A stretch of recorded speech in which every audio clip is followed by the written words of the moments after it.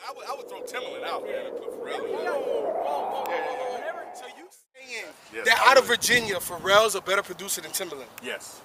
How? What are you backing that up with?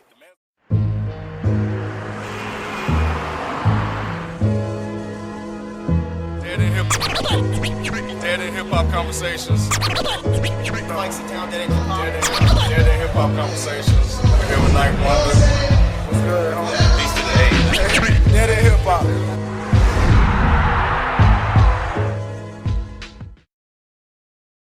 Today on Dead in Hip-Hop. Be straight from the D. Bring you the latest on the hip-hop minute. Ninth Wonder, a.k.a. Ninth Matic. Featured on the Artist Spotlight. And of course, the infamous Dead in Hip-Hop conversation. Keep it locked.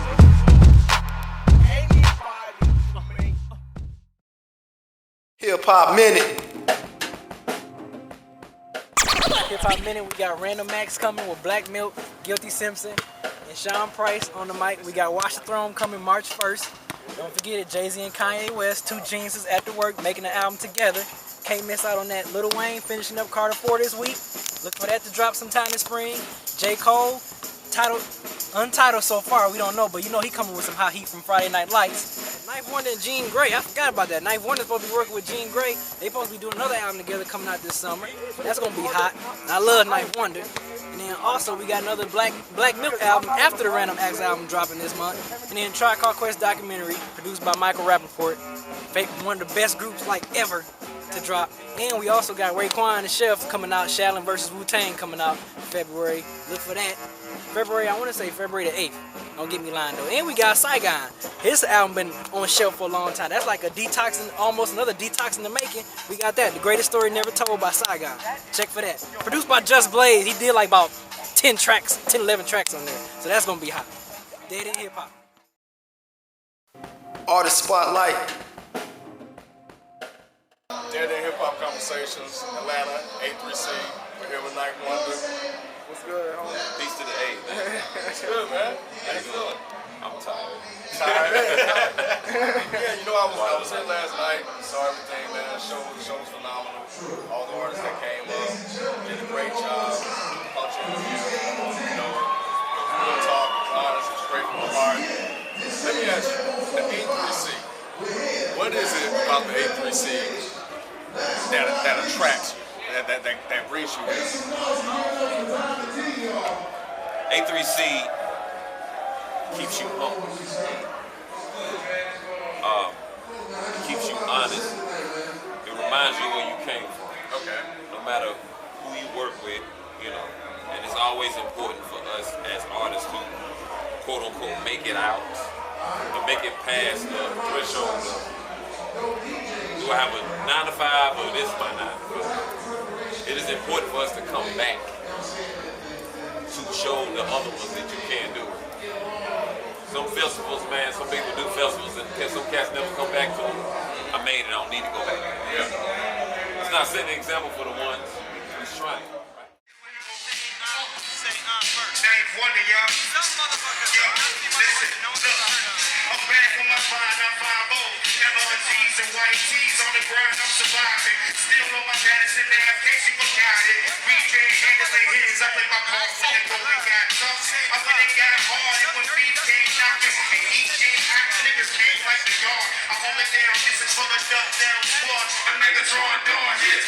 MC, SC, and Night Matic. Them haters wanna just how well I might have it. But I never tell, this for sale like fabric. Very expensive, double crossed it, brought the Boston vintage. And I ain't even repping my city, I'm from a world where the hustlers get it in. And niggas frustrated cause the laws is sitting in. On my block and everybody know it's some fishy shit. In my block where everybody know it's some fishy shit. You can't tell the blues from the blues, it's ridiculous. Fans themselves really connected with you, and they appreciate that, and you can tell that, and just the energy that they gave back to you guys. Right. Because you know, you think about like all the guys that you work with, you know, the J-Track, everything, like you're kind of up there too. Right. But yet you're here. Right. So you know, all these guys, man, they come in, they put love out, they always continue to support you. And that's just it. So I think that's really good that you mentioned that, because that was one of the things that I picked up last night. I mean, it's, you know, some people fall in love with the lifestyle of it. I've always been in love with the music. I mean, there's perks that come with being who you are and being successful in this game, but I've always been in love with the music. And so no matter what, you know, it's a chain. There's some kids that's fans of me, but I'm fans of Evil D.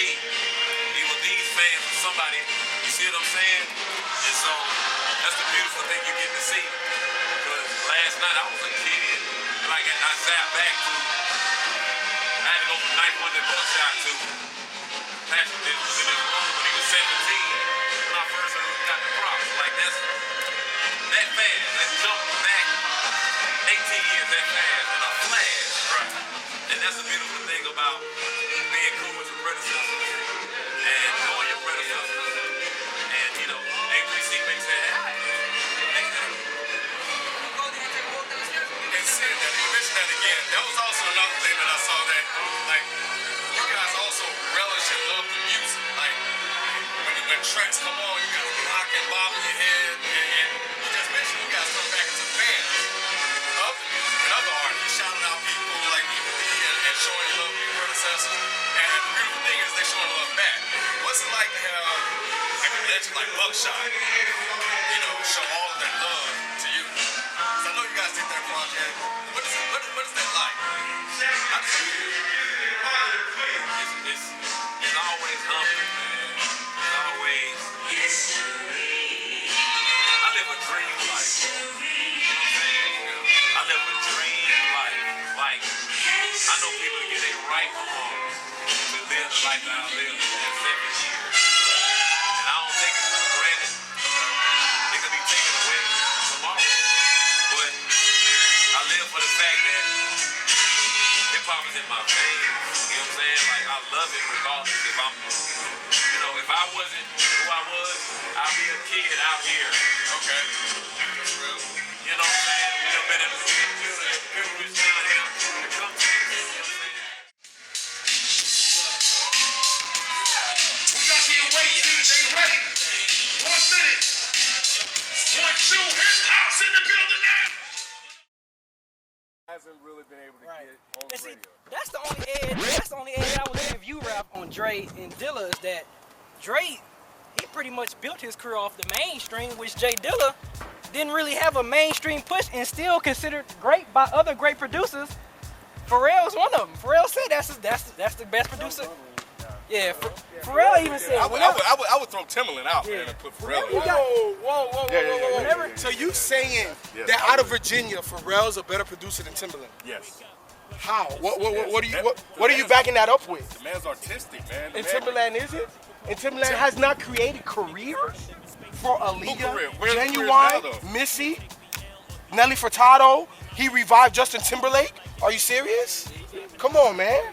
Come on, man. I don't know, man. Who Okay. Besides Pusha T and Malice, who did he put on? Who? But look at the work he's done. Who? Okay, great. But anybody can make a hot beat for Jay-Z and Jay-Z take it over the top. It's Jay-Z. No, they can't. Whoa. Name one producer that Jay's worked with, a big name producer that the track wasn't hot, that the record wasn't hot. It's always hot. It's Jay-Z. So you saying Jay-Z carried the producer? What I'm saying trying to is, put Just Blaze and Kanye on the scene, though. So Just Blaze and Kanye work isn't hot though. Like if you strip it down, you telling me that work isn't hot. Like you can't ride to it. they work is hot. But if you don't have the right artist on it, you know what I'm saying? Like in Fade the Black, when you have Jay-Z, when you got Jay-Z going up there to Timbaland, right? And he picked Dirt Off My Shoulder. The other track that Tim played him was the Ludacris track. Exactly. And it's hot. But that didn't get no airplay. It was just a track that was shelved on the record, on the And album. it ended up being Ludacris joint. You see what I'm saying? But I'm not saying that if Jay-Z would have took that, it would have been, you know, a top single. I'm not saying none of that. But what I'm saying is, it's a combination of artist and producer. Not every artist's style goes with every producer's style. But when I think of top producers, and then if we narrow this down to 3, you got Dilla, you got Premier, and then of course I think you got to throw in Dre. Yeah, I mean, you said you thought about it like it was like you had to think about that. Nah, Like you don't have to think about that. Dre in there. He's in the top 3 in any producer conversation, hands down. Because he can make a hip hop record. I mean, And he can make a classic record. Yeah, he can. I agree. Timberland, I don't feel like he can make a classic record. Hip-hop record. Yeah, You know what I'm saying? But Timberland's the man though. Like you can't discredit his body of work over the longevity he's had. Or was. I think he still is. But let's look at Premier though. Been in the game since '89. 639 tracks produced or recorded. Almost 30, 20 a year. You look at the number of artists he's worked with. And you look at the stories that he has as far as and being in the game, man. Like he's like the god. Like people want to hear great artists on Premier stuff. Dilla too. But the God also said that Dilla was like the sickest ever that he ever heard. The God, the so-called God. Rail said it. I don't think Dre said it, even though they've been in the same room and worked together before. But Ask anybody asked Dre. Yeah, nobody ever asked Dre. Dre probably say himself though, more than likely. But what I want to say about Premier, man, is that if you look at his work, if you look at the albums that he's been on, 3 classic albums: Reasonable Doubt with Jay, Nas Illmatic, and Ready to Die. 3 classic albums he's touched.